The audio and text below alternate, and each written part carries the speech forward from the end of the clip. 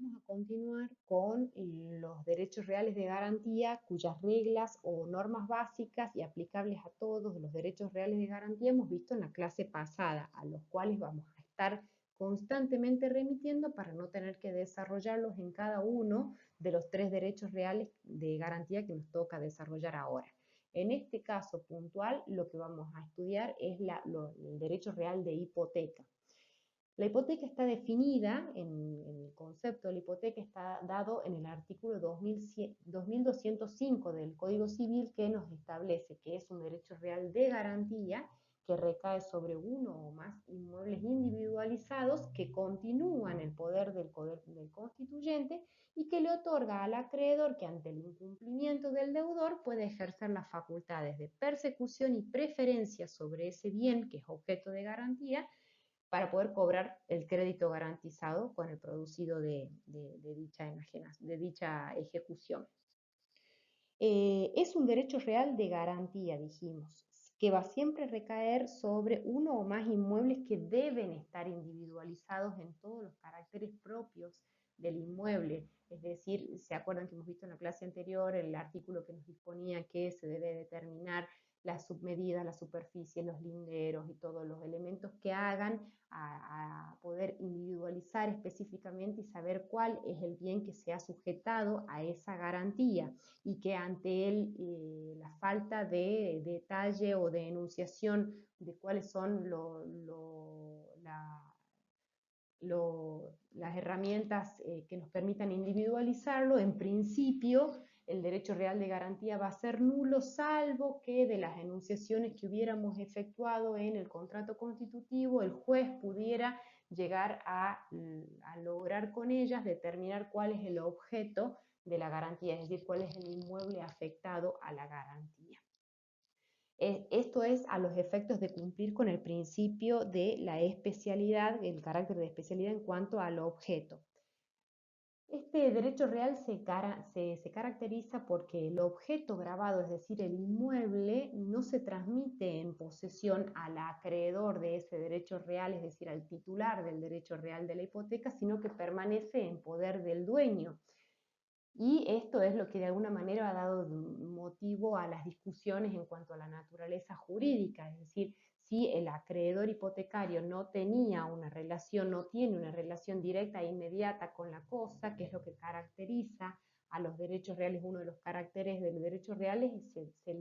discutía si se trata o no de un derecho real. Esa discusión está absolutamente zanjada, hoy en día no se discute de que se trate de un derecho real, primero porque el artículo 1887 lo define como un derecho real de garantía en el inciso L, sino que además, si bien no hay una tradición, es decir, una entrega de la posesión, porque se trata de un derecho real que no se ejerce por la posesión, sin embargo el acreedor tiene derecho sobre esa cosa y ese derecho se manifiesta en la posibilidad de ejecutarlo al bien, de perseguirlo y de ser preferido respecto de cualquier otra persona, porque tiene privilegios especiales que surgen de esa constitución de la garantía de la que estamos hablando. Respecto a cuáles son los bienes sobre los que puede recaer, dijimos que puede llegar a recaer sobre todo tipo de inmuebles e inclusive podría llegar a constituirse sobre derechos en los casos en los que taxativamente se hubiera habilitado por ley esa posibilidad de constituir. Y tal es el caso, por ejemplo, de la hipoteca que puede constituir el superficiario sobre su derecho de construir, plantar o forestar, que está permitida en los artículos 2120 y 2206 del Código, siempre obviamente limitado a la duración de ese derecho y a los límites establecidos para ese derecho real de superficie. Además, el acreedor hipotecario tiene ciertos derechos sobre la cosa. Primero, el de la persecución, es decir, perseguir la cosa de manos de quien se encuentre, lo que implica que el objeto del derecho real puede llegar a ser transmitido, se puede enajenar el inmueble y aún así ese acreedor va a poder perseguirlo de manos de quien se encuentre y ejecutarlo para cobrarse su crédito. La preferencia se manifiesta en el derecho que le genera la preferencia propia del grado en el que se ha constituido la hipoteca y de ser cobrado en primer o ulterior grado de acuerdo al grado de afectación que se le hubiese dado al crédito hipotecario que hubiese constituido, y que ello va a estar determinado por los órdenes que vamos a ver más adelante. Es decir, que el acreedor tiene privilegios especiales respecto del bien con el que se garantiza el crédito. Además, el acreedor tiene posibilidades, si bien no tiene la posesión de la cosa, tiene posibilidades de obtener medidas conservatorias respecto de la cosa, para el caso de que el dueño o los terceros lleven a cabo actos que le disminuyan el valor de la garantía. Y por el otro lado, también tenemos la posibilidad de que el acreedor hipotecario ejerza las acciones reales para protegerlo al bien objeto de garantía, porque está facultado específicamente por el artículo 2248 para el caso de que los titulares del objeto grabado fuesen desposeídos, fuesen impedidos de ejercer los derechos inherentes a la posesión o fueran turbados en la posesión. En cuanto a los caracteres del derecho real de hipoteca, se aplican todas las normas comunes que hemos visto en la clase anterior para todos los derechos reales de garantía, es decir, se debe cumplir con el carácter de los caracteres o los elementos esenciales del derecho real, que son la convencionalidad, la accesoriedad y la especialidad en cuanto al objeto y en cuanto al crédito, que están reguladas entre los artículos 2185 al 2189, a los cuales vamos a referir brevemente solamente para refrescar conceptos, pero a los que remito para la clase anterior, en donde los hemos desarrollado más minuciosamente. Y también se debe cumplir con el carácter natural, que es la indivisibilidad de la hipoteca en cuanto al crédito y en cuanto al inmueble, que es un carácter natural que puede llegar a estar o no y que las partes pueden acordar dejar de lado como cualquier elemento natural de cualquier otro contrato. Aún así, los esenciales siempre deben existir, porque en el caso de faltar alguno de ellos nos vamos a encontrar con una hipoteca que es nula, porque no puede producir efectos. En cuanto a la convencionalidad lo que nos establece es que los derechos reales de garantía, de acuerdo al artículo 2185, siempre deben nacer de un contrato, es decir, no van a ser o no van a surgir por imposición de la ley o por imposición de un juez, siempre deben surgir por un acuerdo de partes, y ese acuerdo de partes debe ser celebrado por los legitimados, que es lo que vamos a ver seguidamente, y cumplir con las formalidades que se establecen para cada caso. Que en este caso, puntualmente de la hipoteca, como recae sobre inmuebles, el artículo 2208 nos establece que la forma del contrato constitutivo es la escritura pública, salvo expresa disposición legal en contrario. Siempre se deben ejecutar a través de escrituras públicas, cumpliendo con todas las formalidades propias de la escritura pública y cumplir con los principios de la convencionalidad, la accesoriedad y la especialidad en cuanto al objeto y en cuanto al crédito. Ahora bien, como todo contrato, siempre se debe cumplir con el consentimiento, es decir, integrado por la oferta y por la aceptación. Esa oferta y la aceptación se pueden dar en el mismo momento en el del acto de firma de la hipoteca, o la aceptación del acreedor puede ser de fecha posterior, siempre y cuando se otorgue con esa misma formalidad, es decir, escritura pública, y recién luego se va a efectuar la registración de esa hipoteca en el registro pertinente correspondiente a la jurisdicción de ese inmueble. Es decir, que de acuerdo al elemento o al carácter de convencionalidad, solamente van a hacer la hipoteca en cuanto se haya cumplido con dos cosas. Primero, se haya acordado por parte de los legitimados, es decir, las personas habilitadas para constituir el derecho real de hipoteca, estos legitimados básicamente son los titulares del derecho de dominio, de condominio, de propiedad horizontal, de superficie, y bueno, y algunos otros titulares de derechos que son definidos en el artículo 2206 del Código, que establece que puede constituir hipoteca los titulares de los derechos reales de dominio, de condominio, propiedad horizontal y superficie. Entonces, y empezamos a analizar cada uno de ellos. El dueño, por las más amplias facultades que tiene sobre el derecho real que ejerce, puede constituir tranquilamente la hipoteca. En cuanto al condominio, lo vamos a distinguir según se trate de una hipoteca que se ejerza sobre toda la cosa, en cuyo caso va a ser necesario que sea constituida por todos los condóminos para la constitución del gravamen, y también podría llegar a hipotecarse la parte indivisa de un condomino, y ello es regulado en el artículo 2207 que seguidamente vamos a analizar. En cuanto a la propiedad horizontal, obviamente, lo mismo artículo 2206 define que lo pueden constituir los titulares de la propiedad horizontal, en cuyo caso el titular de esa unidad funcional con la hipoteca lo que va a afectar no solamente es la parte privativa, es decir, la unidad funcional en sí, la parte privativa, sino las partes comunes sobre las que tiene derecho, y también va a abarcar con esa hipoteca a todas las unidades complementarias que estén destinadas a servir a su unidad funcional, como por ejemplo podría llegar a ser una cochera. En cuanto a los conjuntos inmobiliarios como se le aplican las normas del derecho de propiedad horizontal, también podrían llegar a ser objeto de hipoteca. Y bueno, y ahí Mariano Vidal también habla de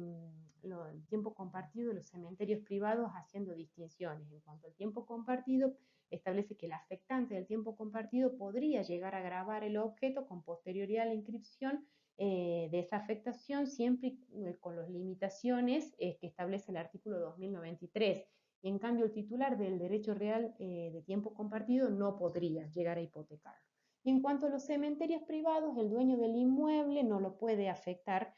a un derecho real de garantía hipotecario. Y ahora bien, si el inmueble se afectó al régimen de propiedad horizontal y se transmite las unidades funcionales, esa hipoteca podría llegar a constituirse, pero solamente para garantizar créditos provenientes del saldo de precio de compra o la construcción del sepulcro o reparaciones, así como lo que son expensas, impuestos y contribuciones, pero no para mucho más.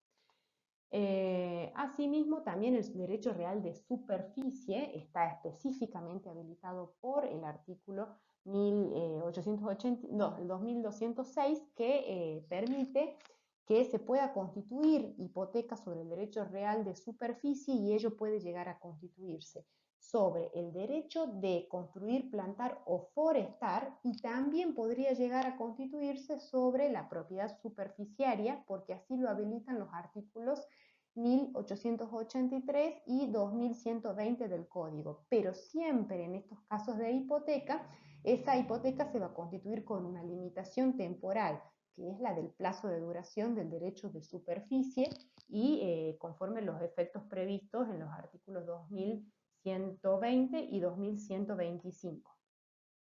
Conforme a este último artículo, es decir, por el 2125, una vez que se ha extinguido el derecho real de superficie porque se cumple el plazo, el propietario del suelo va a hacer suyo todo lo construido, lo plantado o forestado, pero libre de cualquier derecho real o personal que se hubiese impuesto por el superficiario. En cuanto al cumplimiento de las formalidades impuestas, el artículo 2208 del Código nos establece que la escritura pública se constituye por escritura pública, excepto disposición legal en contrario. Es decir, la forma exigida es la escritura pública. Las enunciaciones o lo que debe determinar o con lo que debe cumplir la escritura pública es que debe tener bien claro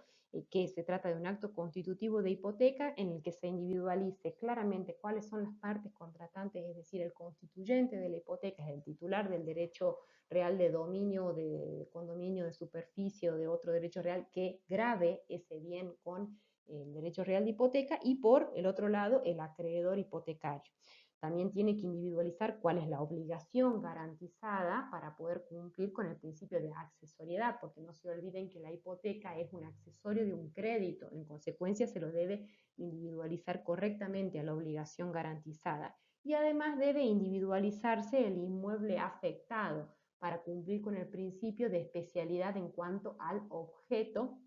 y en cuanto al crédito respectivamente. ¿Qué pasa si de las enunciaciones mencionadas no se puede determinar bien alguno de estos elementos? En principio, por defecto de la especialidad en el objeto o en el crédito, se va a producir la nulidad de la constitución de la hipoteca, a excepción, conforme lo establece el artículo 2190, que si pudiera el juez conocer con claridad cuál es el objeto y cuál es el crédito garantizado de todas las enunciaciones que surjan del acto constitutivo, la hipoteca podría llegar a considerarse válida, pero las enunciaciones deben surgir, como ya lo hemos desarrollado precedentemente, siempre del acto constitutivo y no de elementos extraños al acto constitutivo. En cuanto a la promesa de hipoteca, ¿qué pasa si esta promesa de hipoteca se hace por instrumento privado y no se ha dado cumplimiento a la formalidad de la escritura pública que nos exige el código? Esto sucede, es lo mismo que sucede con un boleto de compra-venta. Permite ejercer la acción aquel que se hubiese obligado a otorgar la escritura pública y en el caso de que esta persona no la constituya, iniciar por vía judicial el juicio de escrituración y lograr que esta persona sea condenada a escriturar la hipoteca y para el caso de que fuera renuente sea el juez quien la escriture a la hipoteca a su costa. Luego de otorgada esa hipoteca, la misma debe ser inscripta en el registro de la propiedad inmobiliaria que corresponda al inmueble del objeto, el inmueble hipotecado. ¿Para qué? Para ser oponible a terceros interesados de buena fe, conforme lo exige el artículo 1893. Ahora bien, respecto de las partes que han participado en la constitución del acto, como así de los testigos y de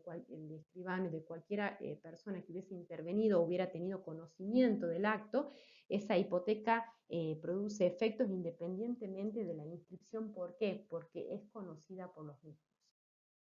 Antes de pasar al siguiente tema, y perdón que me haya olvidado, pero sí se los voy a decir ahora en cuanto a la legitimación, a los legitimados para constituir la hipoteca, no les desarrollo que la hipoteca puede constituirse no solamente por quien es deudor del crédito que se va a garantizar, sino que también puede constituirse por un tercero que va a garantizar la deuda de otra persona a través de esa hipoteca. Y ese tercero que constituye la hipoteca puede obligarse o no por el pago de la deuda, en cuyo caso vamos a estar hablando de propietario deudor o propietario no deudor con los efectos propios que vimos en la clase anterior, que los propietarios deudores responden con toda la cosa y con todo el patrimonio por la deuda garantizada, a diferencia de aquellas personas que son propietarios no deudores, como el caso de este tercero que hubiera garantizado una deuda ajena a través de la hipoteca o del adquirente del inmueble hipotecado que no se hubiera obligado por el crédito garantizado. En estos casos, estas personas van a responder por esa deuda solamente con el bien grabado y hasta el máximo del gravamen, solamente respecto de ello. Asimismo también, ¿qué pasa si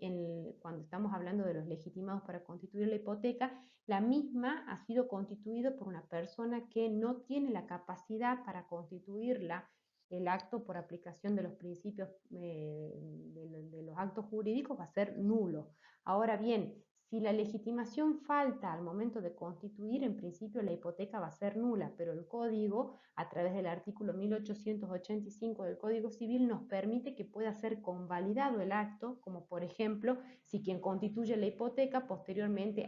sin ser el propietario, sin ser titular de un derecho real, posteriormente lo adquiere al derecho. En ese caso, el código, por aplicación de este artículo, nos habilita a tenerlo por convalidado.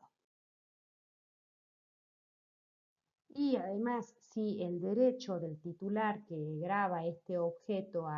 con garantía hipotecaria está sujeto, ese derecho, a una condición resolutoria o a una rescisión, la hipoteca obviamente se va a transmitir o se va a constituir con ese mismo carácter, es decir, porque nadie puede transmitir a otro un mejor derecho que aquel que tiene.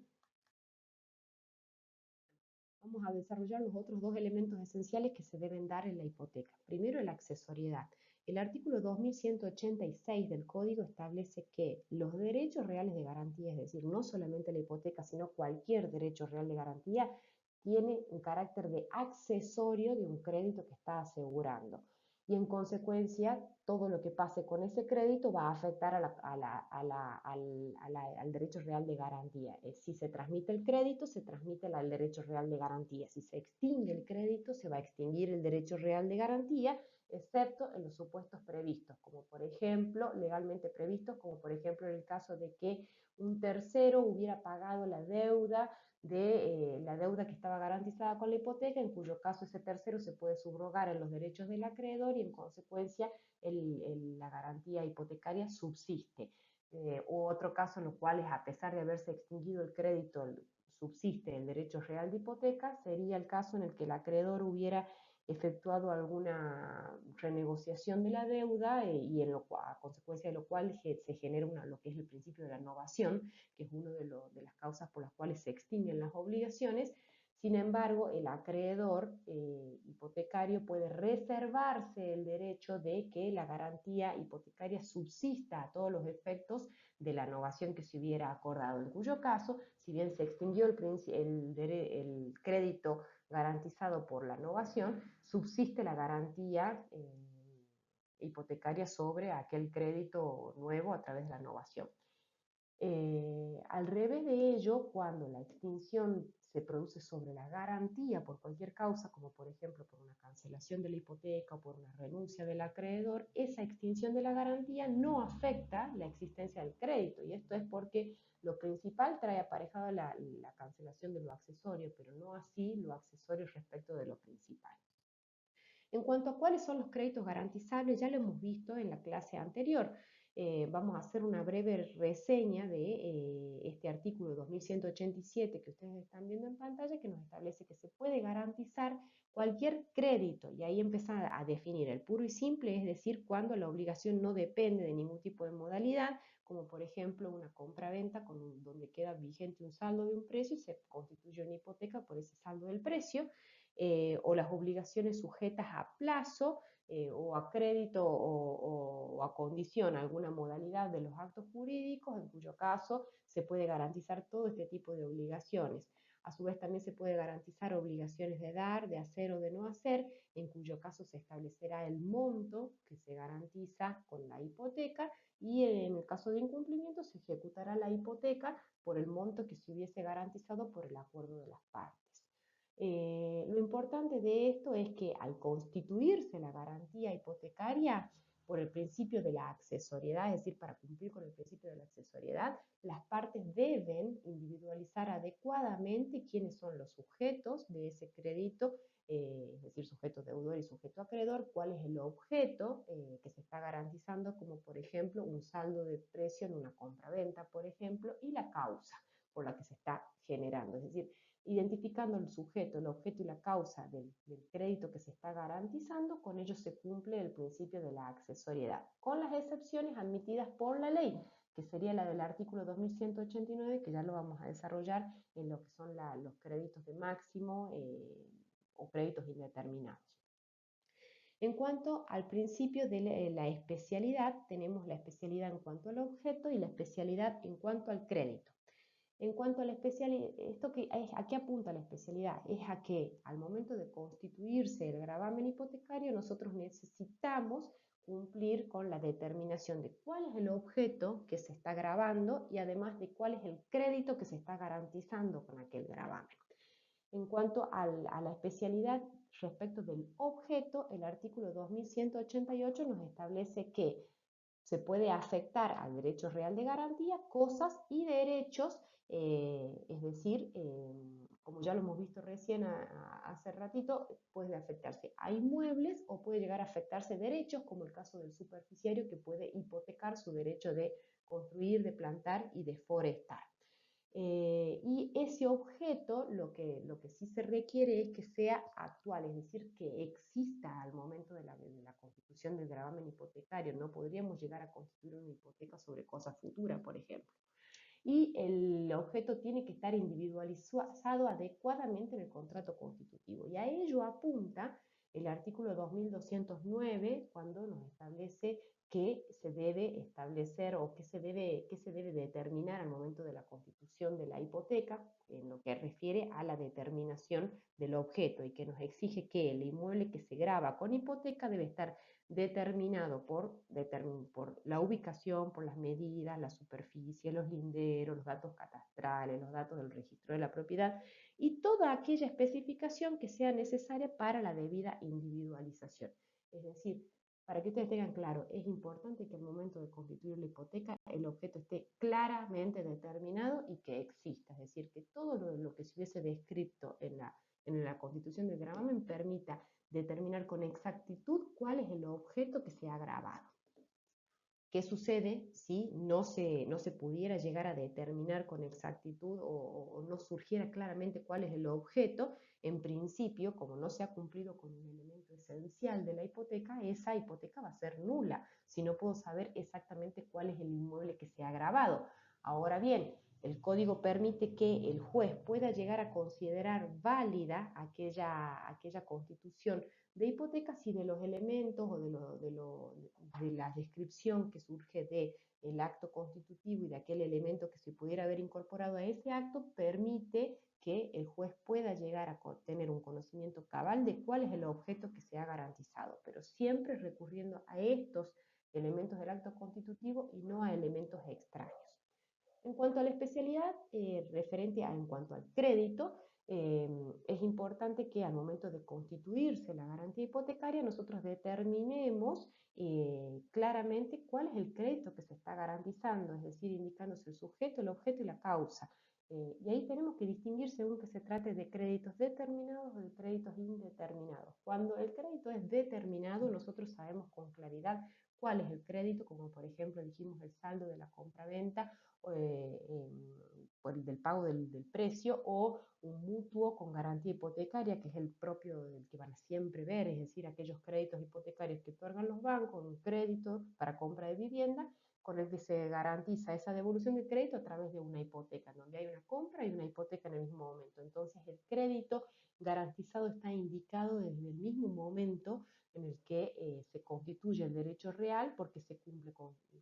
indicándose los sujetos intervinientes, cuál es el objeto, el crédito y la causa por la que se ha otorgado. El monto de la garantía, la especialidad en cuanto al crédito, se tiene que estimar siempre en dinero, es decir, el gravamen hipotecario siempre se fija en dinero, es decir, se constituye esta hipoteca por la suma de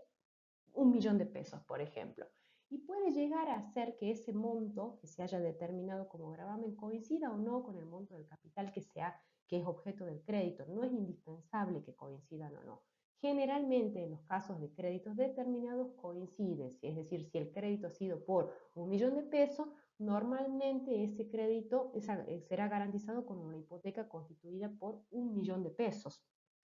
Ahora bien, ya lo vamos a ver después, el gravamen hipotecario no solamente va a garantizar el cumplimiento del crédito, sino también de los intereses, las costas y cualquier consecuencia derivada de aquel acto de constitución del crédito. Por el otro lado, tenemos los casos de los créditos indeterminados, es decir, aquellos créditos que quizás no han nacido al momento de la constitución del gravamen hipotecario, pero que pueden nacer con posterioridad y las partes pueden acordar una garantía hipotecaria sobre esos créditos que son eventuales, como por ejemplo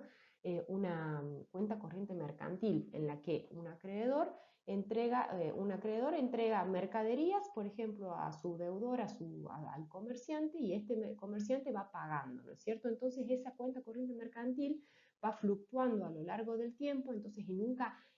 se sabe nunca se sabe cuál va a ser el saldo deudor que pueda arrojar esa cuenta corriente mercantil de aquí a 5 años, pero porque eso va a ir fluctuando. Entonces, lo que las partes necesitan entre sí es garantizar que aquel saldo deudor que genere esa cuenta corriente mercantil esté de alguna manera solventado o garantizado con una hipoteca. Entonces, en este caso, el acreedor dice, bueno, yo te abro una cuenta corriente y vos me garantizás el saldo deudor de esa cuenta corriente con una hipoteca en primer grado sobre tal inmueble por un monto máximo de 1.000.000 de pesos, por ejemplo. Entonces, ahí las partes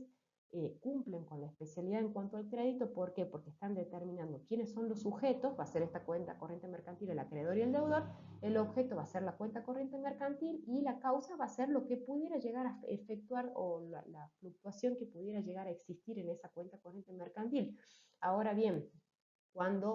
cuándo se va a fijar ese saldo deudor. La hipoteca en estos casos, como no ha nacido sobre un crédito determinado, se va a constituir sobre un máximo. Las partes van a determinar en el acto constitutivo que la hipoteca que se constituye es de máximo, es una hipoteca abierta, el plazo durante el cual se constituye que nunca puede exceder de 10 años, y en ese caso la garantía, en el caso de que hubiese arrojado un saldo deudor y generado un incumplimiento, la garantía va a subsistir a pesar de que se vence ese plazo en seguridad de todos aquellos créditos que hubieran nacido durante la vigencia de ese plazo y por esa causa. En consecuencia, supongamos que al año 10 esa cuenta corriente bancaria, cuenta corriente mercantil, arroja un saldo deudor de 900.000 pesos, bueno, esos 900.000 pesos van a estar garantizados con la hipoteca por 1.000.000 de pesos que se ha constituido 10 años atrás. ¿Por qué? Porque ha nacido dentro del plazo que ha acordado y se ha cumplido con los elementos de sujeto, objeto y causa. En consecuencia, ese crédito que no se ha cumplido, que no se ha pagado, puede llegar a ser ejecutado a través de la ejecución de la hipoteca y ser cobrado. Ahora bien, ¿qué sucede si ese crédito o ese saldo deudor que arroja esa cuenta mercantil supera el monto de la hipoteca? En ese caso, la hipoteca esta abierta responderá por ese crédito hasta el monto máximo que se hubiese garantizado, es decir, hasta el 1.000.000 de pesos. De allí en adelante, el monto que excede el saldo va a ser un crédito quirografario que el acreedor irá a cobrar junto con todos los otros acreedores que pudiera llegar a tener ese mismo deudor. Lo importante de estos créditos indeterminados o hipotecas abiertas es que son hipotecas que permiten y que se usan mucho en la actividad comercial y que permiten una fluctuación, unos movimientos más rápidos entre acreedores y deudores que de alguna manera les facilitan las operaciones y disminuyen los costos, que es propio esto del caso que les estoy planteando de la cuenta corriente mercantil. Entonces, de esa manera, no es necesario estar esperando y constituir una hipoteca por cada crédito que pueda llegar a nacer. Entonces las operaciones se aceleran y permite un mejor tráfico comercial. La indivisibilidad, como les dije, este es un elemento natural del derecho real de garantía y en este caso de la hipoteca. No hace a la esencia de la hipoteca, por lo cual las partes pueden llegar a acordarlo tranquilamente, dejarlo de lado. El principio que establece el artículo 2191 es el de la indivisibilidad, que establece que los derechos reales de garantía son indivisibles. ¿Y esto qué quiere decir? Que cada uno de los bienes afectados a la garantía hipotecaria para el pago de la deuda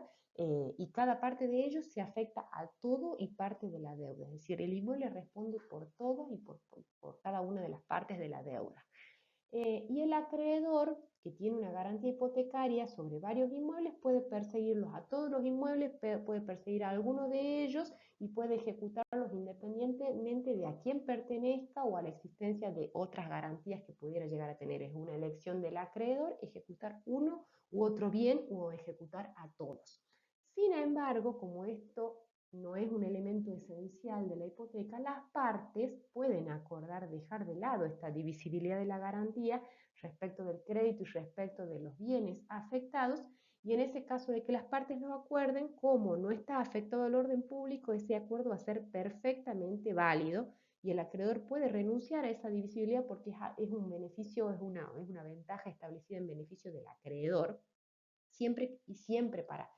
renunciar a esta divisibilidad es necesario siempre el consentimiento del acreedor. Y esta divisibilidad de la hipoteca en cuanto al crédito y en cuanto a los bienes afectados se puede llegar a acordar por las partes en el mismo momento de constitución del derecho real de garantía o se puede acordar con posterioridad, pero siempre debe establecerse de manera expresa. Y el constituyente, obviamente, el titular de ese inmueble hipotecado no lo va a poder pedir en principio a la divisibilidad de la hipoteca y pedir una cancelación parcial porque haya ido cancelando parcialmente el crédito. La única forma en la que lo podría hacer es que lo hubiera acordado con el acreedor hipotecario la divisibilidad de la hipoteca. ¿Cuáles son las consecuencias de este principio de divisibilidad? Que aun cuando se haya pagado parte de la deuda, la garantía va a subsistir en su totalidad, gravando toda la cosa. Y si hay varias cosas grabadas en un solo crédito, el acreedor, como les dije, puede ejecutar a una sola de ellas por el todo de la deuda o puede ejecutarlas a todas por el todo de la deuda. Esto lo vamos a ver con el tema de la división del objeto porque a veces conduce a abusos por parte de los acreedores. La interrupción de la prescripción en el caso de existir varios acreedores, como ya lo hemos visto, no causa la interrupción de la prescripción respecto de todos, salvo que se trate de obligaciones solidarias indivisibles. ¿Qué sucede con el tema de la división del objeto grabado? Este último párrafo del artículo 2191 faculta a que se pueda convenir entre las partes, como les dije, la división de la garantía respecto del crédito, respecto de los bienes afectados. Es decir, que se pudiera llegar a ir cancelando parcialmente la garantía hipotecaria a medida que se va cancelando el crédito, siempre y cuando las partes lo hubieran acordado. ¿Qué sucede si las partes no lo hubieran acordado? El juez puede disponerla a solicitud del titular del bien, siempre y cuando lo haga fundadamente, o también puede llegar, y no perjudica al acreedor, o también podría llegar a ser solicitada por el acreedor cuando el mismo acreedor lo solicita y es en su propio interés. ¿Qué es lo que ¿Por qué el juez puede llegar a disponerla aún en el caso de que las partes no lo hubieran acordado? Porque supongamos que nos vamos al caso de que varios inmuebles estuvieran afectados al crédito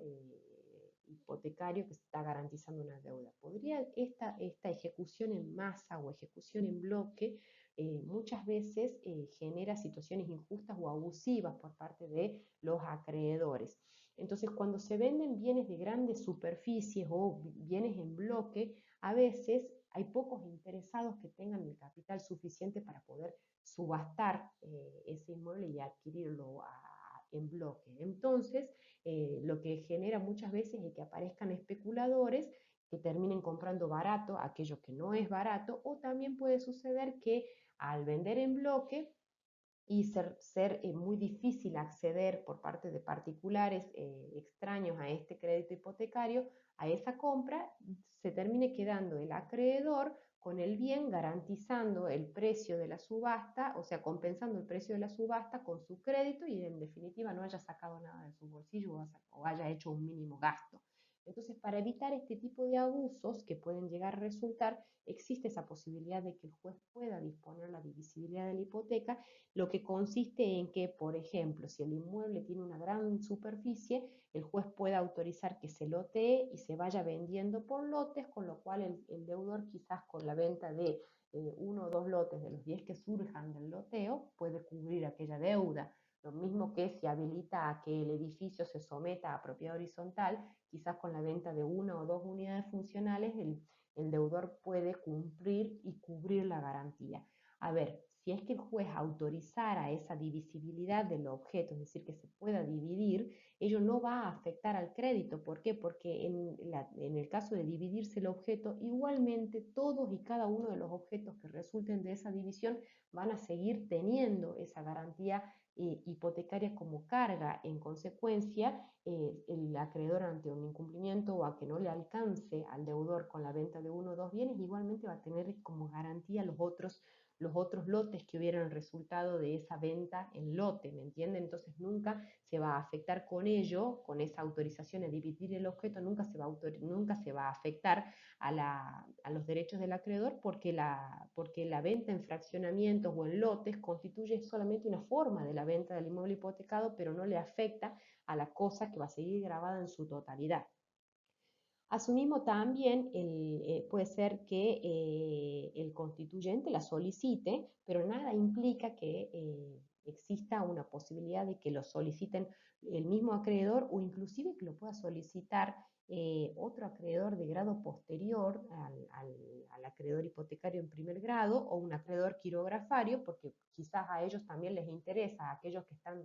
en orden de preferencia luego del primer acreedor hipotecario, les interesa que el bien se divida para lograr un mayor producido con la venta de los bienes. Entonces el juez evaluará en cada caso si lo otorga o no lo otorga, siempre y cuando no perjudique los derechos del acreedor hipotecario. Bueno, en cuanto a lo que es hipoteca sobre parte indivisa,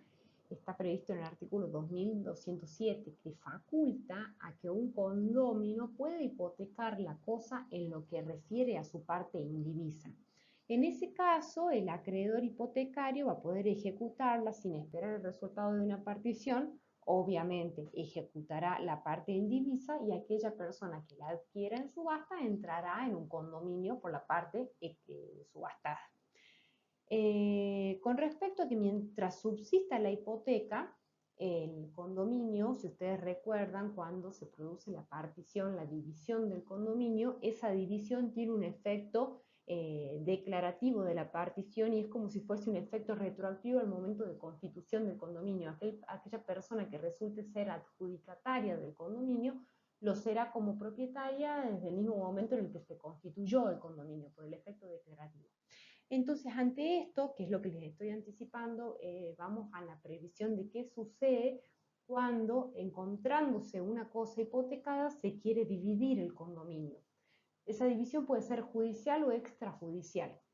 Siempre debe ser con la participación del acreedor hipotecario para que al acreedor se le pueda oponer el resultado de esta partición.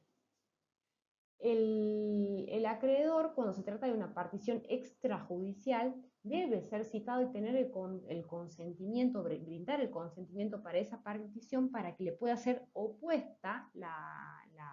división del condominio, y si no se lo cita, la hipoteca le va a ser,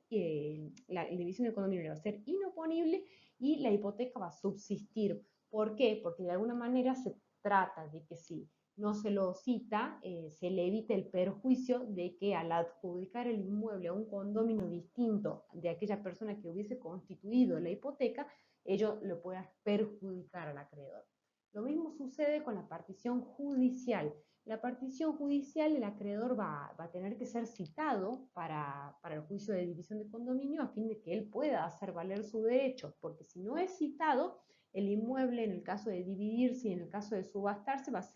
lo va a hacer en la parte indivisa, la hipoteca va a subsistir y se podrá ejecutar posteriormente y se va a trasladar con la hipoteca vigente. Ahora bien, ¿qué pasa si del resultado de la división de condominio surge que el inmueble le es adjudicado en su totalidad al condominio que ha sido el que lo ha hipotecado? La hipoteca va a subsistir, pero siempre va a subsistir limitada a la parte indivisa sobre la que se constituyó la hipoteca y no va a afectar al todo. Y si el inmueble se enajena por los condóminos a un tercero, la hipoteca de la parte indivisa también va a subsistir siempre y cuando no se lo haya citado y no haya otorgado el consentimiento o no se haya desinteresado al acreedor de alguna forma, y en cuyo caso, como subsiste, va a poder ser ejecutada. Ahora bien, vamos yendo al registro de la hipoteca. La hipoteca, como todo derecho real, para ser oponible frente a terceros interesados de buena fe, necesita ser inscripta. El derecho real de hipoteca nace fuera del registro. La oponibilidad es sola, el registro se inscribe solamente a los efectos de la oponibilidad. Esto se trata de un derecho real que no se ejerce por la posesión, en consecuencia no requiere título y modo, sino basta con el título para su existencia. Ahora bien, una vez que se inscribe esa hipoteca, se genera un asiento en el registro de la propiedad y que en ese asiento se va a hacer constar datos básicos, que son quién es el acreedor hipotecario, cuál es el monto del gravamen y cuál es el instrumento en el que se ha constituido ese derecho real. Todos los otros datos que sean cláusulas, obligaciones del hipotecante, restricciones o cualquiera, va a surgir del instrumento que se ha inscrito, al cual les debe ser opuesto a cualquier tercero interesado y de buena fe, por el solo hecho de encontrarse inscrito, y por más que en el folio real o en el asiento nosotros no tengamos esas constancias, porque el solo hecho de ver nosotros el instrumento inscrito nos obliga a ir al instrumento y leerlo en su totalidad para conocer cualquier tipo de cláusulas que se pudieran haber establecido en esa hipoteca. Puede suceder que una vez constituida la hipoteca se reduzca el monto del gravamen hipotecario, lo que no es una cancelación parcial de la hipoteca, sino simplemente la reducción del monto gravado. En ese caso el asiento se va a denominar reducción del monto y no se usa el término cancelación parcial. ¿Por qué? Porque como ya lo vimos cuando desarrollamos el principio de la indivisibilidad de la hipoteca, dijimos que las cancelaciones parciales solamente se admiten en el caso de que estuvieran convenidas por las partes expresamente. Respecto del aumento del monto del gravamen, esto quiere decir cuando se ha pactado por ejemplo, 1 millón de pesos y después, como consecuencia de una refinanciación, pasa a agravarse la hipoteca o aumentarse el monto del gravamen a 1.300.000, ese aumento va a tener que ser inscrito y va a generar un nuevo asiento registral que implica una nueva constitución hipotecaria que va a tener su prelación en el momento, prelación respecto de terceros y desde el momento en el que efectivamente se inscriba y no desde el momento en el que se inscribió el gravamen originario. En cuanto a la prioridad, nosotros ya esto lo desarrollamos al tema de la prioridad cuando vimos derecho registral, la unidad 19, y dijimos que en nuestro ordenamiento normativo rige la ley 17.801, que es la del registro de la propiedad inmobiliaria y que reconoce el principio de la prioridad, es decir, que el orden de prioridad de los asientos registrales y de los instrumentos se va generando a medida que los instrumentos van ingresando en el registro, por el orden en el que van ingresando. Esto sería nuestro sistema de prioridad directa, pero que además teníamos otro sistema que es el de la prioridad indirecta o el de la reserva de propiedad, en el que a través de los certificados registrales lo que se genera es un bloqueo, lo que se llama bloqueo registral, que es el que utilizan los escribanos para escriturar y que con el pedido de certificados lo que hacen de alguna manera es bloquear el acceso de cualquier instrumento. En realidad no es que impiden el acceso, sino que esos documentos que pudieran ingresar en el marco de vigencia de aquellos certificados y del plazo que otorga la ley para ingresar las escrituras van a quedar supeditados a que ingrese la escritura en el término que le ha previsto la ley para su inscripción y en cuyo caso van a quedar desplazados por la escritura. ¿Por qué? Porque se ha generado ese bloqueo que se denomina prioridad indirecta. Ahora bien, ¿qué es el rango? El rango hipotecario es la prioridad que existe entre las hipotecas que se constituyen sobre un mismo inmueble. Y en principio el rango se va a ir dando a través de, como dijimos, el orden cronológico en el que vayan entrando los instrumentos al registro para ser inscritos y que es importante. ¿Por qué ese orden cronológico? Porque va afectando el orden de los acreedores, el orden en el que van a cobrar los acreedores en el caso de una efectiva subasta y por supuesto que es importante para el conocimiento de los terceros que tienen interés sobre el bien sobre el que se publicita. Ahora bien, con la inscripción de la hipoteca nosotros generamos la prioridad registral y en ese momento nace el privilegio hipotecario. Y aquellos acreedores de rango posterior que graben el inmueble con hipoteca y la inscriban, cobrarán una vez que se hubiese satisfecho el crédito garantizado con la hipoteca de grado preferente. Eso es el principio, que lo determina la fecha de inscripción de los instrumentos, va a estar dada por la fecha de ingreso de los instrumentos al registro. Ahora bien, existe lo que se llama rango de avance. ¿Qué implica esto? Cuando existen dos o más hipotecas sobre un inmueble y por algún motivo la hipoteca de primer grado, por ejemplo, caduca, se cancela, se extingue por algún motivo, la de segundo grado, la que estaba inscrita como hipoteca en segundo grado, pasa automáticamente a subir de grado, es decir, a ocupar el lugar de la hipoteca de grado preferente y se convertirá así en consecuencia en una hipoteca en primer grado y las de grado inferior también subirán. Esto es una norma de orden público en nuestro reglamento. Ahora bien, existe la posibilidad que por aplicación del artículo 19 de la ley 17.801, las partes pueden, mediante una declaración de voluntad formulada con precisión y claridad, sustraerse a los efectos del principio de prioridad, estableciendo un orden distinto de prelación para los documentos que se inscriben, para los derechos que se inscriben, y en consecuencia de eso, las partes a través de ese acuerdo alteran el principio de prioridad. Pueden establecer un orden distinto a los instrumentos, pueden acordar reservar un rango para futuras inscripciones, pueden acordar compartir el rango, pueden posponer un rango o pueden permutar rangos por acuerdo de partes. Entonces, estos son los que se denominan negocios sobre rango. Uno de ellos es la reserva de rango. ¿Cuál es la reserva de rango? Es aquella por la cual el constituyente de la hipoteca acuerda expresamente con el acreedor posponer su rango, el rango del acreedor hipotecario, para el caso en el que el propietario del inmueble constituya otra hipoteca que sea de grado preferente. Es decir, se reserva el derecho de constituir una hipoteca y de inscribirla con un rango preferente al de la persona con la cual ha convenido. Ese acuerdo lo tienen que estipular ya sea al momento de constitución de la hipoteca o posteriormente, y se tiene que establecer cuál es el monto por el cual se va a efectuar esa posterior hipoteca, y se puede establecer si va a ser una o varias hipotecas. Si no se dice nada, al establecer solamente que se reserva el rango de la facultad de constituir una hipoteca de rango preferente por el monto, por ejemplo, de 1 millón de pesos, y no dice que lo puede hacer en una o varias hipotecas, lo podrá hacer solamente por una hipoteca. Entonces las partes acuerdan que la hipoteca que se vaya a constituir en el futuro va a tener una colocación registral de rango preferente, que va a hacer ceder a todas las otras hipotecas constituidas con posterioridad. ¿Qué es lo que se aconseja? Establecer el plazo para hacer uso de esa reserva, es decir, para ejercer el derecho de hipotecar con grado preferente, el plazo que va a tener la nueva hipoteca, y establecer obviamente el monto fijado para hacer el ejercicio de la reserva. Y como les dije, podrá constituir una o más hipotecas de acuerdo a cómo se haya establecido por acuerdo de partes.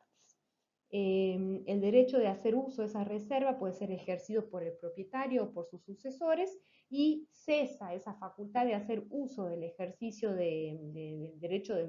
que se reservó cuando el acreedor hipotecario inicia la ejecución hipotecaria por la deuda que está garantizada, porque ahí queda todo fijado, y además también se suspende en el caso de que existan medidas cautelares. Otro de los negocios sobre rango es la permuta de rango, es decir, cuando las hipotecas cambian sus rangos entre sí. Tratándose de hipotecas por créditos determinados, es necesario obviamente el consentimiento de los acreedores intermedios que pudiera llegar a existir. ¿Por qué? Porque el cambio de créditos que se permutan, y que por ejemplo la hipoteca en tercer grado pasa a ocupar el lugar de la hipoteca en primer grado, y la de primer grado pasa a ocupar la de tercero, en la medida en que sean montos iguales, al acreedor no le va a afectar. Ahora bien, cuando puede haber diferentes regulaciones en cuanto a plazos, a intereses u otros elementos, ya necesariamente se necesita del consentimiento de los acreedores intermedios que pudiera llegar a existir. Otro de los negocios es la posposición de rango, es decir, una hipoteca que se inscribe sobre un inmueble, luego se celebra un contrato constituyendo una nueva hipoteca que primero que por orden debería ingresar como hipoteca en segundo grado, ¿no es cierto? Pero el acreedor hipotecario de primer grado le consiente al constituyente ser pospuesto en su hipoteca, beneficiando a la hipoteca que se constituyó con posterioridad. Es necesario para ello siempre contar con el acreedor, el pospuesto, que otorgue su consentimiento, y si hay varias hipotecas sobre el inmueble, todos los titulares de las hipotecas deberán consentir. Y en el caso de el rango compartido, que es otro de los negocios que se puede efectuar sobre el rango, ese rango compartido surge cuando dos o más hipotecas que se ejecutan sobre un mismo inmueble aceptan compartir el rango, de todo modo que a todas les va a corresponder el mismo puesto, y en el caso de que se ejecuta, se van a ejecutar a prorrata. La cancelación del asiento de hipoteca y la caducidad del asiento de hipoteca deben ser distinguidos, porque son dos herramientas distintas que implican la aplicación de normas distintas del Código Civil. En cuanto a la cancelación de la hipoteca, es el acto jurídico por el cual se deja sin efecto la inscripción del gravamen en el registro de la propiedad inmobiliaria. ¿Esto por qué? Porque se ha otorgado un acto jurídico, ya sea por acuerdo de las partes, es decir, acreedor hipotecario y el constituyente, o por el acreedor solamente hipotecario, o en su defecto por el juez que otorga esa cancelación ante el incumplimiento del acreedor, o en los casos en los cuales se ha procedido procedido a la subasta y se ha dado intervención al respectivo acreedor. En esos casos, ese acto, otorgado por las partes, por el acreedor o por el juez en su defecto, se inscribe en el registro de la propiedad inmobiliaria, genera un nuevo asiento que implica la cancelación del gravamen hipotecario por vía de acción, sería decir, a través de un acto jurídico que lo ha dejado expresamente sin efecto. A diferencia de ello, la caducidad del asiento de la hipoteca es distinta. ¿Por qué? Porque la caducidad no es un acto jurídico, sino que es el hecho jurídico que se produce como consecuencia del transcurso del tiempo por el cual se deja sin efecto la inscripción. Y ello implica la aplicación de dos artículos. El artículo 37 de la ley 17.801, es decir, la ley del registro de la propiedad inmobiliaria, que nos establece que caducan de pleno derecho y sin ningún tipo de necesidad de solicitud por el solo transcurso del tiempo que les establece este artículo o las leyes especiales. Y ahí vamos al inciso A, dice la inscripción de la hipoteca al vencimiento del plazo legal si antes no se renovare. Y los plazos, ¿desde cuándo se cuentan? Se cuentan a partir del momento en el que se ha inscrito la hipoteca en este caso. Como este artículo 37 nos remite al plazo establecido por ley, tenemos que ir necesariamente al artículo del Código Civil que establece la duración de la inscripción de la hipoteca. Este artículo 2210 del Código Civil, que es el que regula ese plazo de duración de la hipoteca, ha sido modificado por la ley que ha creado los UVAs y los UBI. Antes era de 20 años, antes los efectos del registro de la hipoteca se conservaban por el término de 20 años, salvo que se renovaren. Hoy en día, las hipotecas, el efecto del registro de la hipoteca en el registro de la propiedad se conserva por el término de 35 años si antes no se renueva. ¿Y por qué esta aclaración si antes no se renueva? Porque, en principio, ¿qué es lo que sucede? La reinscripción antes del vencimiento de los 35 años se puede rogar por parte del acreedor al registro de la propiedad a través de los formularios pertinentes y esta persona presentará entonces el título de hipoteca para que el registrador la reinscriba y en ese caso no va a ser necesario el consentimiento del deudor, ni del constituyente, ni ninguna orden judicial. Basta con que lo haga dentro del plazo de los 35 años contados desde el momento en el que se otorgó la primera inscripción y se acompañe el título hipotecario. Si la ejecución hipotecaria ya se hubiera iniciado y en consecuencia se hubiese adjuntado el título hipotecario al expediente judicial, en ese caso la reinscripción quien la va a ordenar va a ser el juez a través de un oficio que se deberá inscribir, ordenando obviamente el juez en este caso la reinscripción. Eso es siempre dentro del plazo de los 35 años, es decir, antes de que venza ese plazo. Ahora bien, ¿qué pasa si no se ha renovado dentro del plazo de 35 años y se lo hace con posterioridad? En este caso ya no vamos a estar hablando de una reinscripción, sino que vamos a hablar de una nueva inscripción de la hipoteca que producirá sus efectos a partir del momento en el que se haga la nueva inscripción y en consecuencia, a diferencia de la otra en la cual se ha reinscrito, cuyos efectos se van a conservar, pero efectos que se van a conservar desde el mismo momento en el que se constituyó y se inscribió por primera vez y sin lapso de tiempo en el medio. En este caso, si la persona por algún motivo, el acreedor, no la reinscribió en ese plazo de los 35 años y lo hace con posterioridad, pierde esa prelación que le hubiera dado el hacerlo dentro del plazo de los 35 años y al hacer una nueva inscripción tendrá que respetar los derechos de los terceros que hubiesen podido ejercer alguna medida cautelar, algún embargo, alguna otra hipoteca con una prelación superior a la de este acreedor que se ha olvidado y no lo ha hecho en el tiempo acordado. Por el otro lado, sí es importante destacar que hay excepciones a este plazo de 35 años que está dada por la Carta Orgánica de algunos bancos o instituciones oficiales como lo fue el Banco Hipotecario Nacional, que bueno, ahora es Banco Hipotecario Sociedad Anónima, pero antes era Banco Hipotecario Nacional y por su carta orgánica las hipotecas que se constituyeron por el Banco Hipotecario en su momento y hace muchísimos años, esas hipotecas no caducan, sino que directamente deben ser necesarias para cancelar, debe ser rogada la cancelación de forma voluntaria, es decir, a través de un acto jurídico otorgado por el acreedor o por el juez ante el incumplimiento del acreedor, que ordene al registro de la propiedad que le dé de baja a ese asiento, que lo cancele. Eso es en el caso del banco hipotecario. Si yo no recuerdo mal, el Banco de Catamarca también tiene esas facultades, el Banco de Desarrollo, pero todo depende de la carta orgánica de cada banco respecto de las hipotecas. Por eso en esos casos, cuando ustedes lean los asientos y se encuentren con una hipoteca, hay que tener en cuenta puntualmente la carta orgánica de cada uno de los bancos que podrían llegar a encontrarse facultados para que la caducidad de la hipoteca de este plazo de 35 años del que les estoy hablando no se le aplique. El instituto de la hipoteca con pagarés o letras hipotecarias estaba autorizado por el Código Civil de Vélez a través del artículo 3202, que permitía la emisión de letras o de pagarés hipotecarios para posibilitar de alguna manera la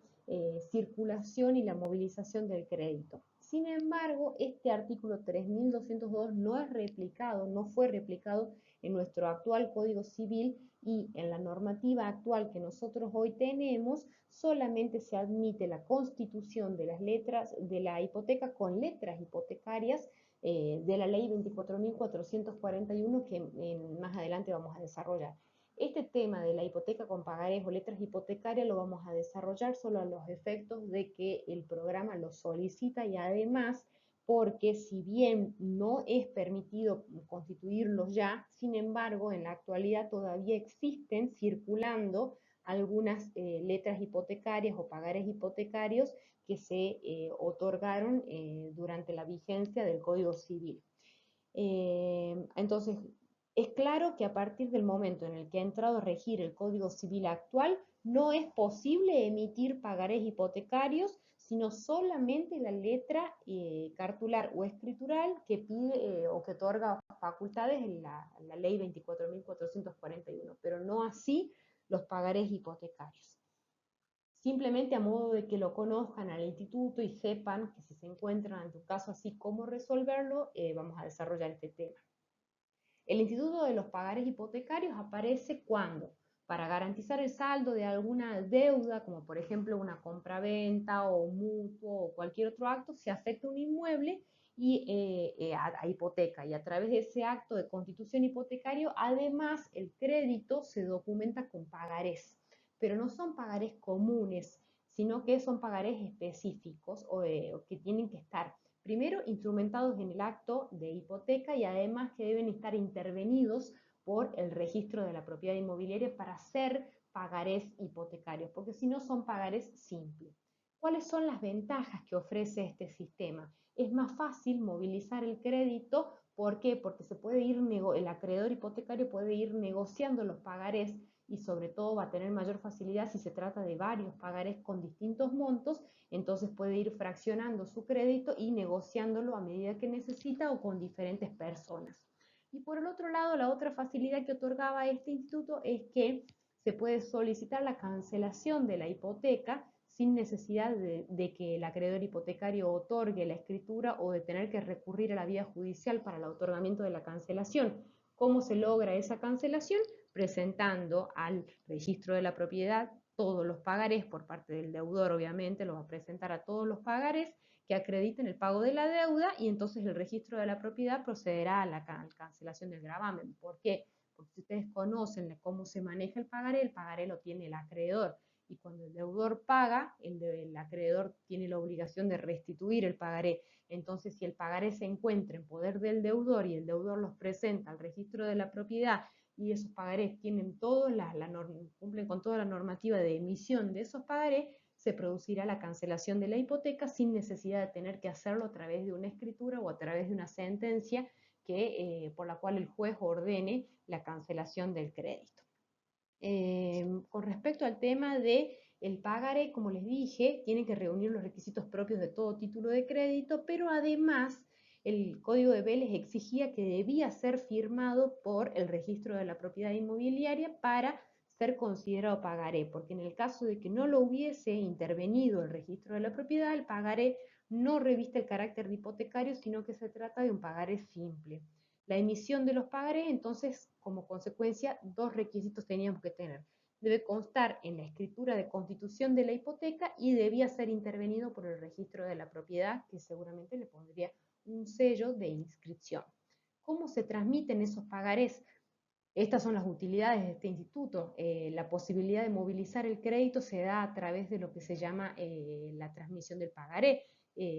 ¿Por qué? Porque si el pagaré se puede concebir de dos formas, a la orden o no a la orden. A la orden, es decir, se paga a la persona que lo presente, se transmite entonces ese pagaré por el simple endoso sin necesidad de notificarle al deudor el traspaso. En cambio, si el pagaré se hubiera emitido como no a la orden, en ese caso, para ser transmitido, como debe ser cobrado por el acreedor, para poder ser transmitido, debería hacerlo a través de el instituto de la cesión del pagaré. En cuanto a la forma de constituirse, como les dije, se lo constituye por hipoteca y su anotación se debe hacer en el registro de la propiedad. Si no está la intervención del anotador del registro de la propiedad y del escribano, los pagarés no van a ser hipotecarios. Y en el caso de haberse librado los pagarés hipotecarios, la ejecución, cuando el acreedor ejecuta su garantía, la puede hacer eligiendo a su arbitrio si ejecuta solamente la hipoteca o ejecuta los pagarés, puede optar. Ahora bien, si ejecuta el título hipotecario, es decir, la escritura de hipoteca, es necesario e indispensable que acompañe los pagarés. ¿Para qué? Para demostrar que no han sido negociados con otras personas. ¿Por qué? Porque si al acompañar la hipoteca acompaña solamente alguno de los pagarés, en consecuencia la presunción es que los que faltan han sido negociados y por lo tanto el acreedor solo podrá ejecutar aquello monto que resulte de los pagarés que presentó, pero no por el total de la hipoteca, porque si no se coloca en una situación de riesgo, obviamente, al deudor. Bueno, vamos a ver lo que es la hipoteca con emisión de letras hipotecarias que prevé la ley 24.441. Esta regulación está específicamente establecida en esta ley que nos permite establecer la posibilidad de un crédito que sea garantizado con una hipoteca que a su vez permita la circulación del título o valor que tenga esa garantía hipotecaria. Es decir, ¿por qué? Porque las letras hipotecarias son títulos valores que van a circular con una garantía hipotecaria y ante el incumplimiento del pago de esos títulos valores directamente se ejecuta la garantía hipotecaria.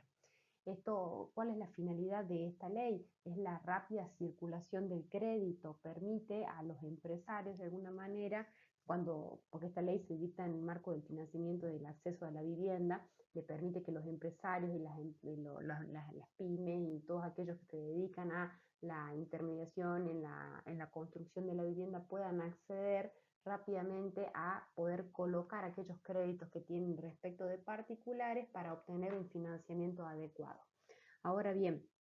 ese documento con su sola posesión alcanza para el ejercicio del derecho, de tal manera que si no se cumple permite la ejecución de la garantía hipotecaria y eso es lo que le da facilidad en la circulación del crédito.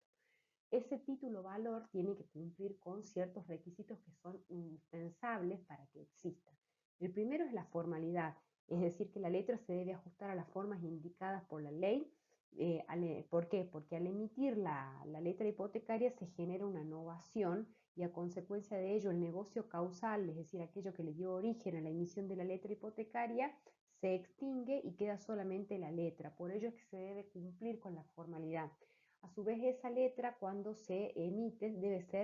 cumplir con el carácter de completitividad, es decir, debe bastarse a sí misma para que poder ser ejecutada sin necesidad de recurrir a ningún otro elemento que esté fuera de la letra para determinar cuál es el derecho que incorpora, cómo así también el alcance que tiene, cuál es el bien que se encuentra afectado, entre otros. La abstracción es que la emisión de la letra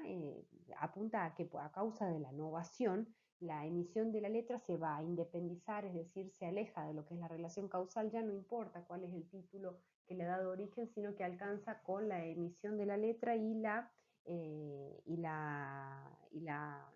que alcanza por sí mismo y se separa de la relación causal.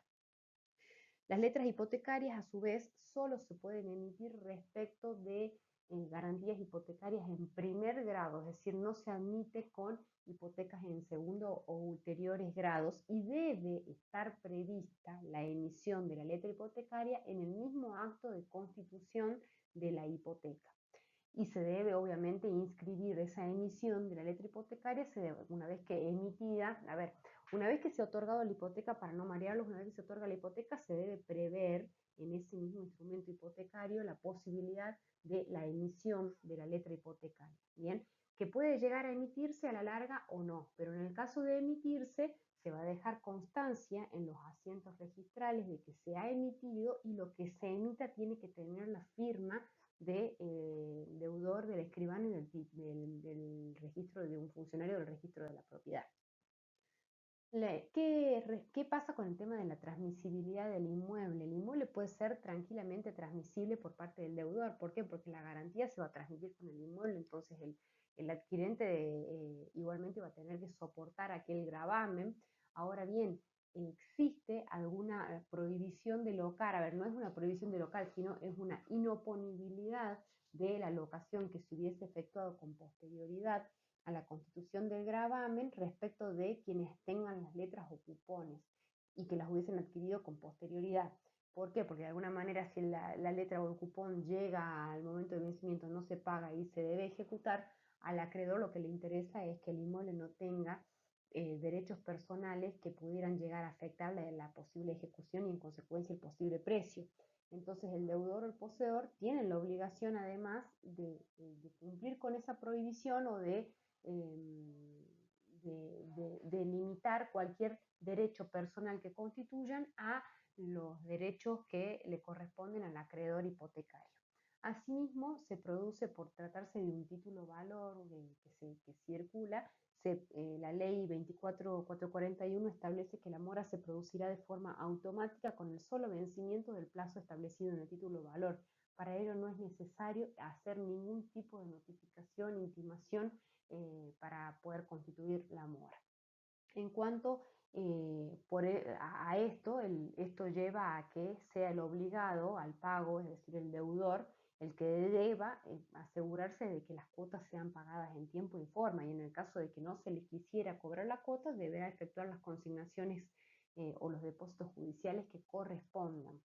Ahora bien, en cuanto a los tipos de letras, las letras hipotecarias, tenemos dos tipos de letras. Las letras hipotecarias instrumentales, es decir, aquellas que se emiten con un título valor, las emite el deudor con la firma del escribano y con intervención del registro de la propiedad inmobiliaria. Y pueden llegar a tener cupones o no. ¿Y en qué va a variar en esto? Es que las letras hipotecarias van a tener cupones cuando sea necesario instrumentar cuotas de capital o servicios de intereses que se van a ir venciendo con diferentes fechas. En consecuencia, a medida que se vayan efectuando los pagos junto con cada uno de los vencimientos, el que paga tendrá derecho a exigir que se le entregue aquel cupón que corresponde a la cuota que está pagando. También puede llegar a suceder que se trate de créditos que tienen cuotas variables, en cuyo caso ya no es necesario que se emita con el cupón, y en ese caso de que se vayan efectuando pagos parciales, el deudor tiene derecho a que esos pagos parciales, si no hay cupones, directamente se vayan asentando aquellos pagos parciales en el cuerpo mismo de la letra para dejar constancia de los efectivos pagos. En cuanto a cómo se va a emitir aquellas letras hipotecarias, se pueden entonces emitir en una o varias letras, es decir, para establecer diferentes montos o plazos para irse cobrando por partes, o se puede emitir una sola, pero ello se va a dejar constancia en el registro de la propiedad y también se lo va a hacer de acuerdo al acto constitutivo, a lo que estuviese previsto en él.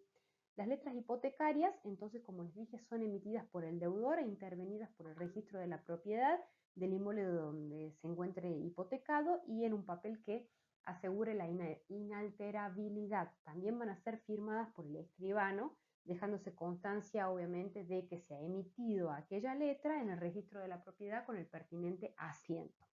Otro tipo de letras son las letras escriturales, es decir, aquellas que no se materializan en un título valor, sino que se lleva a cabo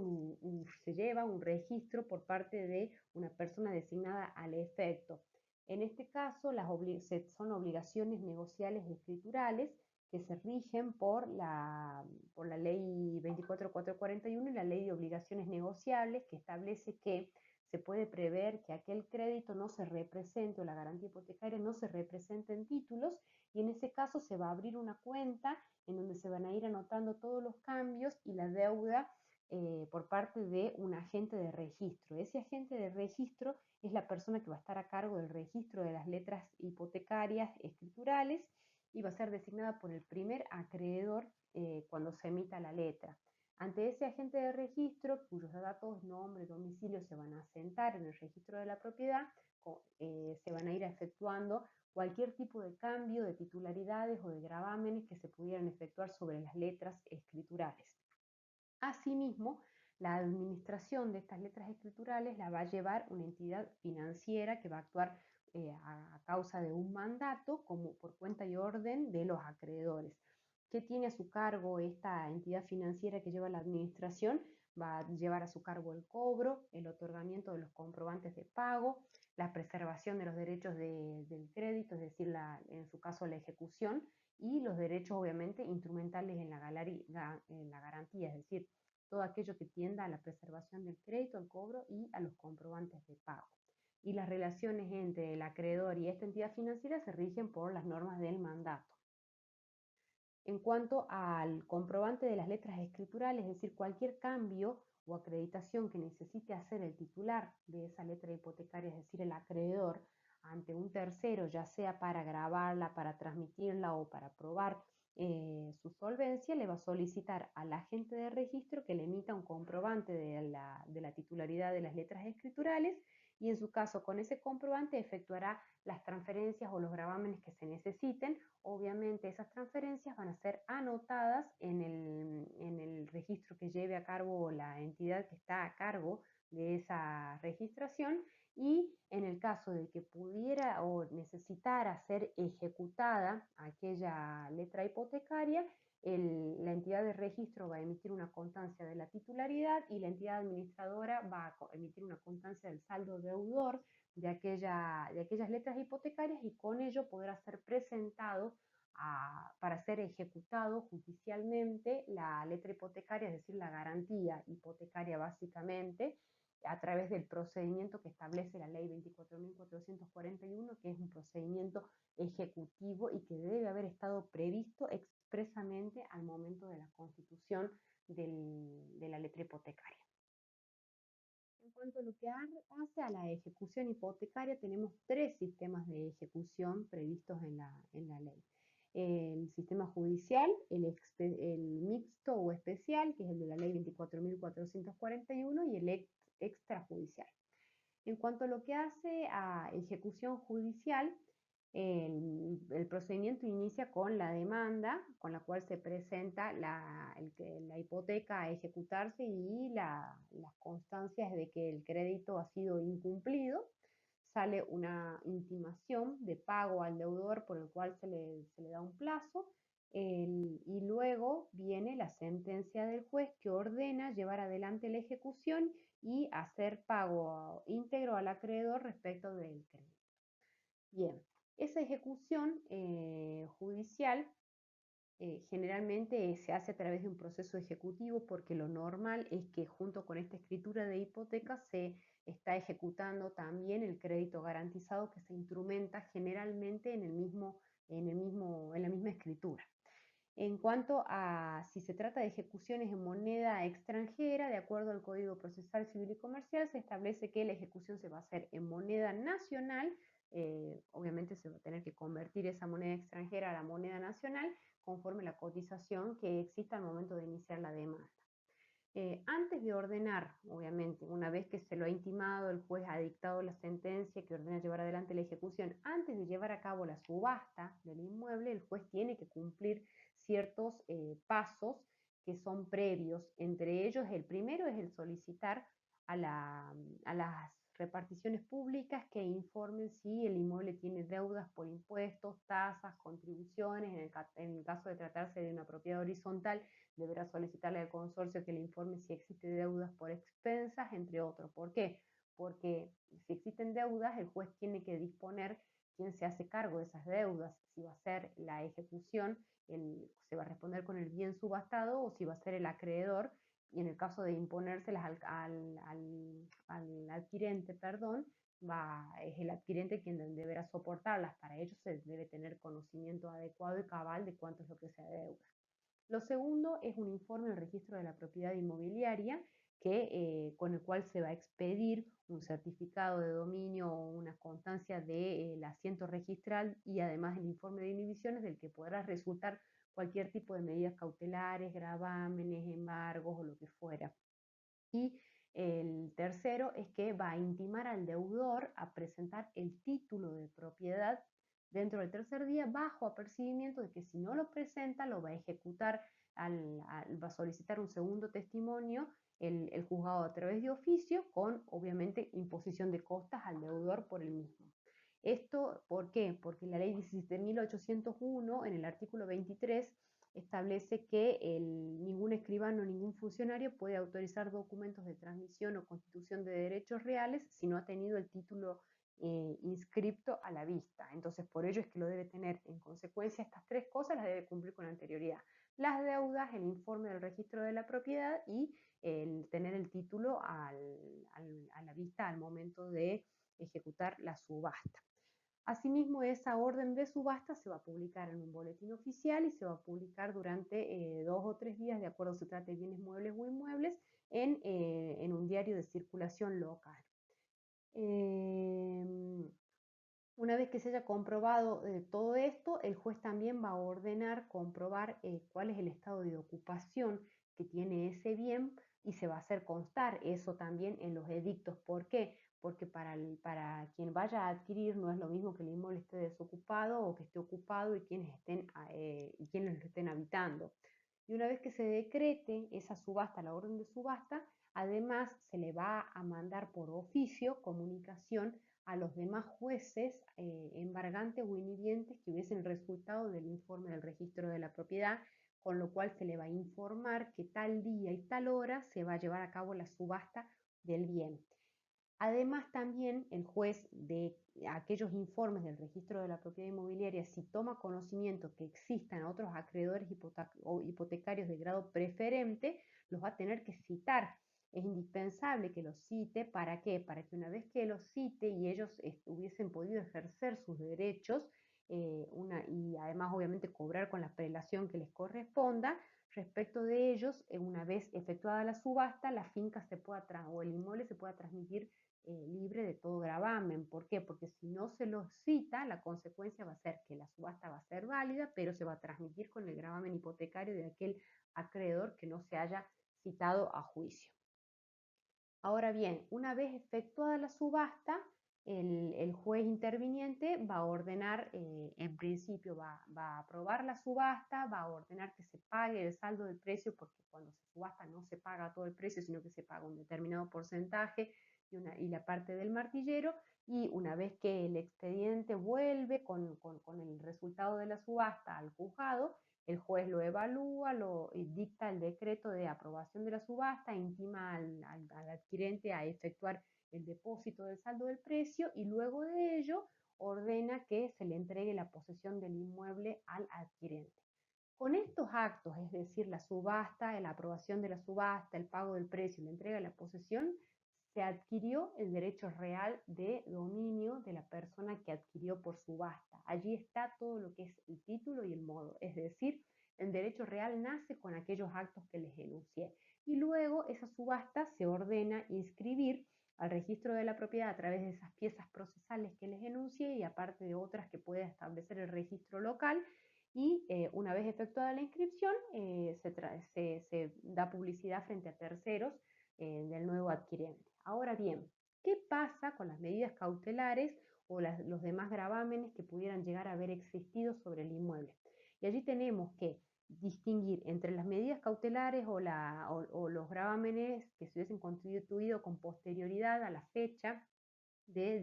decretada la subasta. En esos casos, como es posterior al inicio del juicio y a la orden de subasta del juez, una vez efectuada la subasta, esas medidas cautelares, las inscripciones van a caer con la sola inscripción de aquella subasta y de la adquisición de la persona que hubiese rematado el inmueble, que lo hubiese adquirido. Ahora bien, diferente es la situación de las medidas cautelares que se hubiesen trabado con anterioridad a la fecha de resolución que ordena la subasta. ¿Por qué? Porque en estos casos son acreedores anteriores a esta orden y por lo tanto hay que desinteresarlos en el caso de que fueran acreedores de grado preferente o ver qué es lo que hace, porque cómo lo ha resuelto el juez al momento de ordenar la subasta, cómo se iba a transmitir, si es que se va a transmitir libre, si es que se les ha dado la intervención a los acreedores, entre otros. En consecuencia, respecto de estas medidas cautelares, el juez que ha ordenado la subasta tiene la posibilidad de ordenar que se levanten aquellas medidas cautelares y las inhibiciones, obviamente citando a los demás jueces embargantes e inhibientes y notificándoles de que se ha efectuado la subasta, con lo cual esas garantías o esos embargos que se han trabado sobre ese bien se trasladan al saldo del precio, de lo que hubiera quedado de la ejecución de la subasta. Y con ello termina el procedimiento. Ahora bien, tenemos que pasar a lo que hace a la ejecución especial o mixta, que es la que prevé la ley 24.441. En cuanto a esta ejecución, está prevista en la Ley Nacional 24.441, que es la Ley de Financiamiento de la Vivienda y la Construcción, que establece ese procedimiento especial de ejecución que se aplica a todo el país y que puede ejecutarse a hipotecas que tengan o no emitidas letras hipotecarias, siempre y cuando esta modalidad de ejecución se hubiera pactado en el acto constitutivo de la hipoteca o con posterioridad siempre antes de que se emitan las letras hipotecarias. Para iniciar ese procedimiento especial es necesario que el deudor se encuentre en mora por lo menos desde hace 60 días. Operada la mora es necesario preparar la vía extrajudicial, lo que implica que se debe intimar al deudor a través de un medio fehaciente para que pague en un plazo de al menos 15 días. Al deudor y a cualquier otro tercer poseedor que pudiera llegar a estar habitando allí, hay que intimarlo. ¿Y cómo se va a conocer la existencia de terceros que no son deudores? Eso se va a conocer a través de un informe que el acreedor al iniciar la demanda debe acompañar a la vía judicial para que de ese informe surja si hay acreedores embargantes, si hay acreedores hipotecarios, si hay otros, hay transferencia de dominio o lo que fuera. Esa intimación de pago no suple el dictado de la sentencia de trance remate, o sea, la sentencia tiene que salir. Lo que pasa es que el acreedor cuando inicia la ejecución lo que tiene es que acreditar que tiene la garantía hipotecaria, es decir, con la escritura de hipoteca o con los cupones o las letras hipotecarias, tiene que acreditar que la obligación se encuentra en mora, el estado de ocupación del inmueble y va a acompañar un certificado de dominio del bien grabado, siendo, o en realidad es un informe, porque los certificados no se los expiden para los particulares. En ese escrito va a solicitar al juez la ejecución hipotecaria y allí va a salir la sentencia de trance y remate con la cual se lo va a intimar a que pague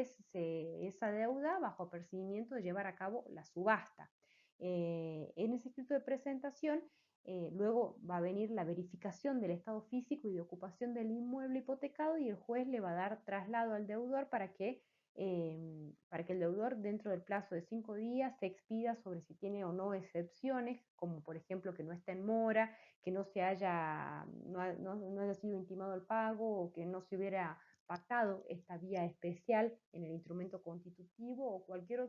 otra medida de excepción que estuviera prevista por la ley. Una vez que se ha superado esa etapa de excepciones, el juez ya ordena cumplir con ese pedido de verificación del estado físico y de ocupación del inmueble que tiene que solicitar el acreedor, y en el caso de que el inmueble se encuentre ocupado, va a ordenar su desocupación. ¿Qué sucede? Si no se da la desocupación, el juez puede, en realidad en principio, va a ordenar el lanzamiento, es decir, la desocupación judicial del inmueble. Y para este tipo de diligencias, es decir, para la desocupación y para cualquier tipo de notificaciones, el acreedor puede designar por sí mismo un escribano y continuar con el proceso extrajudicialmente. Ahora bien, el lanzamiento de ese inmueble lo puede ordenar el juez, pero puede llegar a ser que el acreedor, porque es un derecho del acreedor, opte por subastar el inmueble estando ocupado y no llevar a cabo el lanzamiento, es decir, la desocupación. Entonces, por lo tanto, si el acreedor opta por esto, va a rematar el inmueble en las condiciones en las que se encuentra y la desocupación se va a producir con posterioridad a la subasta a instancias y a costas del comprador, del adquirente en subasta. Para terminar con una vez que ha ordenado, bueno, que ha sucedido todo esto, que se ha dictado la sentencia de trance y remate, todo el procedimiento que viene por detrás de esa sentencia de acta de remate y eventualmente del lanzamiento va a ser extrajudicial. Y por lo tanto se aplican todos los artículos, el 55 y el 56 de la ley 24.441. En este procedimiento no vamos a tener un decreto que ordena la subasta ni ningún tipo de publicaciones u órdenes judiciales como lo tuvimos en el judicial. Desde allí, es decir, de la sentencia de trance y remate en adelante, sigue todo lo que es la vía extrajudicial. Por lo tanto, el acreedor deberá cumplir con todo aquello que el juez hubiese cumplido en el sistema judicial. Entre ellos tiene la facultad de pedir el informe al registro de la propiedad inmobiliaria para conocer el estado de dominio y de inhibiciones, va a solicitar que se le expidan los informes de las deudas que pudiera llegar a registrar el inmueble en cuanto a impuestos, tasas, contribuciones, expensas, bajo el apercibimiento de que si no se contestan en el término de 10 días, el inmueble puede ser rematado como si estuviera libre de deudas. Además va a solicitar, en su caso de que no tuviera el título de propiedad del inmueble, puede solicitar la expedición del segundo testimonio de ese título de propiedad y obviamente va a fijar la fecha de la subasta, la va a publicar por 3 días en el boletín oficial y en el diario y va a fijar cuáles son las condiciones que básicamente son las usuales de plaza. Una vez que se efectúa la subasta, va a designar el martillero para que la subaste y en esa subasta va a estar presente un escribano que es el que va a labrar el acta de la subasta y posteriormente va a labrar el acta de protocolización de todos los procedimientos y plazo, no el procedimiento, perdón, los instrumentos que se hubiesen dictado a lo largo de todo este procedimiento. Si el acreedor hipotecario resulta adquirente en esa subasta, lo que va a hacer es compensar su crédito. ¿Y cómo se perfecciona la venta? Ya sea el acreedor quien lo adquiere o sea un tercero. La venta se perfecciona una vez que se ha efectuado la subasta, se ha pagado el precio que se haya acordado y se ha hecho tradición a favor del comprador del inmueble. Con estos tres actos, es decir, la subasta, el pago del precio y la tradición, está configurado el título y el modo y nace el derecho real y lo que hace a la inscripción en el registro de la propiedad es solo a los efectos de la publicidad y hacerlo oponible a terceros interesados de buena fe. En el caso de que el titular del crédito que se está ejecutando sea el titular o sea, con él se llegue a cumplir todo el monto de subasta, lo llegue a cubrir ese crédito, se le va a entregar directamente el dinero al acreedor. Y en el caso de que existiera saldo, el saldo se va a depositar ante el juzgado para que ese saldo sea puesto a disposición de otros acreedores o del deudor. ¿Qué sucede con los embargos y las inhibiciones que existieran? Bueno, quien tiene que ordenar el levantamiento de esos embargos e inhibiciones va a ser el juez que ha intervenido en este proceso mixto o especial y obviamente siempre dando intervención a los jueces que hubiesen dispuesto aquellas medidas. Luego, todo este procedimiento, todas estas actuaciones, como yo les expliqué, se protocolizan a través de un escribano que ha sido designado por el acreedor y en esa protocolización al menos este escribano debe hacer constar la intimación que se ha efectuado al deudor, esa intimación de 15 días para el pago, la notificación de que el inmueble va a ser subastado y que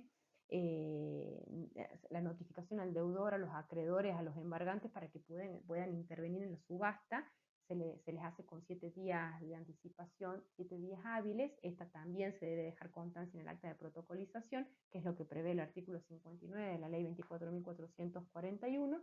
También se va a dejar constancia en ese acto de la publicidad efectuada a través del boletín oficial sobre la fecha y las condiciones del remate y del acta de subasta que ya también ha labrado un escribano al momento de efectuarse la subasta por el martillero. Todos esos documentos se agregan al protocolo y luego se manda a inscribir esa acta de protocolización al registro de la propiedad, que es el que va a dar publicidad de la subasta frente a terceros. Y a partir de allí va a ser oponible esta adquisición respecto de cualquier tercero. Ahora bien, y tenemos la última, que sería el último sistema de ejecución, que es el sistema de ejecución extrajudicial, que es aquella que se ha previsto por leyes y por cartas orgánicas a favor de los bancos oficiales, como por ejemplo el Banco Hipotecario o el Banco Nacional, pero sobre todo ha sido el Banco Hipotecario el que lo ha podido ejecutar, y que en este caso está previsto todo en el procedimiento que regula la Carta Orgánica de aquellos bancos, y la Corte Suprema de Justicia de la Nación ha considerado y ha declarado que estos procedimientos son constitucionales.